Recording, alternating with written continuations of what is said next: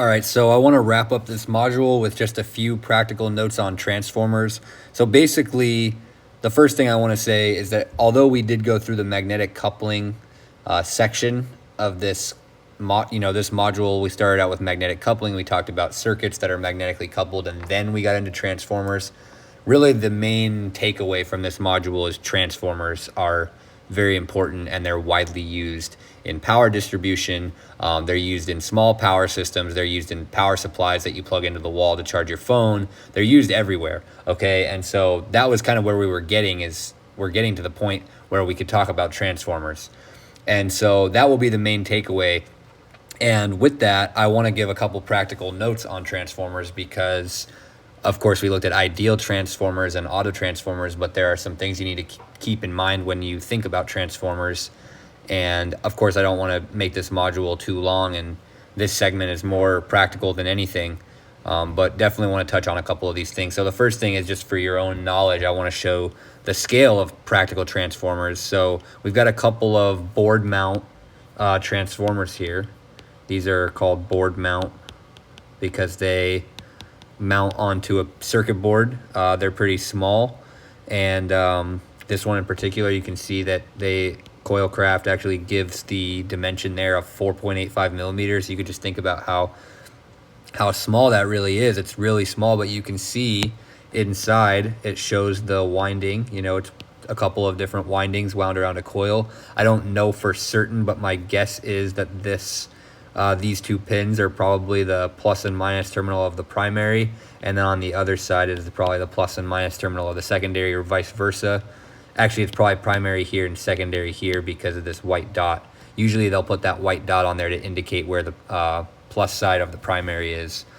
You can take a look at Coilcraft's website. They sell all kinds of interesting shapes and sizes of transformers. I think I mentioned that they come in all shapes and sizes, and so you can see that here. So these two board mount ones would be used for small power processing and maybe various applications. I'm using a transformer similar to this one right now in a project I'm working on, trying to generate high voltage in a small system. Okay, so that's one use case. And then right here, this is called a planar transformer. You can actually see a couple of different PCBs in there. So each layer here is a different circuit board, and they're being coupled by magnetic coupling, but it's basically a circuit board with a trace on it in the shape of a coil. So it's in a single plane. It's not being wrapped around a core.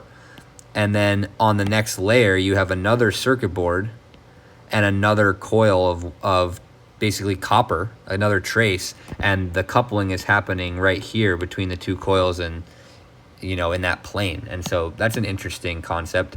That's called a planar transformer. Also board mount, but it's planar. Okay. And so then if we move over to this third transformer here, this is the sort of transformer you would see inside of a wall adapter.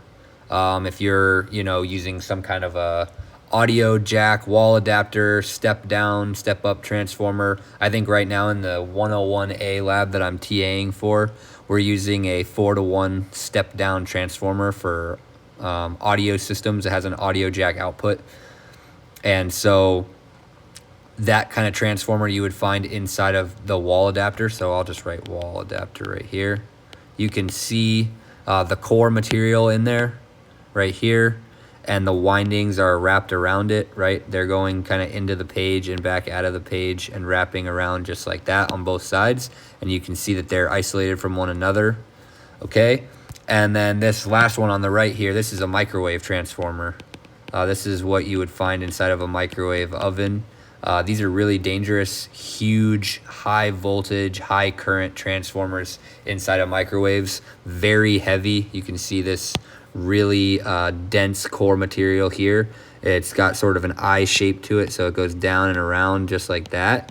But then it also goes through the middle, and the windings wrap around that middle piece. And there's two windings here. It's this bottom one and then this top one. Those are the primary and secondary windings of the microwave transformer. And I recently took apart a microwave oven just to get the transformer out of curiosity. And this is a very dense, heavy transformer, okay? Moving up one last jump in size, we have practical distribution transformers, which these are used on power lines to step the high voltage in the power lines down to the voltage that we use in our outlets at our house. And so you can see that it's got primary inputs here and secondary outputs here.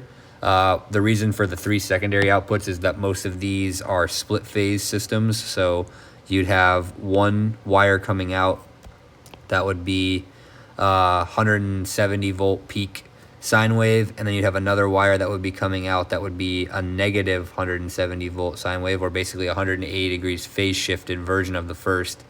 And then this middle one might be your neutral.